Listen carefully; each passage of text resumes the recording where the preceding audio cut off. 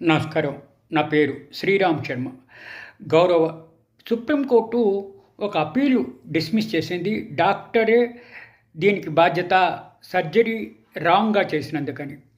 వివరాల్లోకెళ్తే ఒక డాక్టరు ఒక కాలు ఆపరేషన్ చేసే బదులు ఇంకో కాలుకి చేశాడు.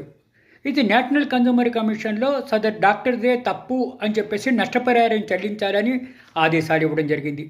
సదరు డాక్టరు నేషనల్ కన్జ్యూమర్ కమిషన్ ఇచ్చిన తీర్పును సవాల్ చేస్తూ గౌరవ సుప్రీంకోర్టులో అప్పీల్ ఫైల్ చేశాడు.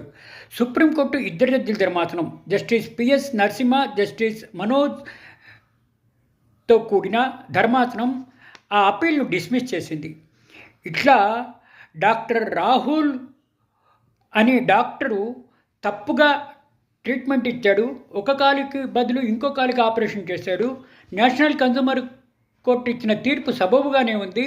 ఇట్లా తప్పుగా చేసినందుకు అతనికి పనిష్మెంట్ ఇవ్వాల్సిందే, నష్టపరిహారం చెల్లించవలసిందే అని చెప్పేసి నేషనల్ కన్జ్యూమర్ కమిషన్ ఇచ్చిన తీర్పును సపోర్ట్ చేస్తూ గౌరవ సుప్రీంకోర్టు అతని అప్పీల్ను డిస్మిస్ చేయడం జరిగింది.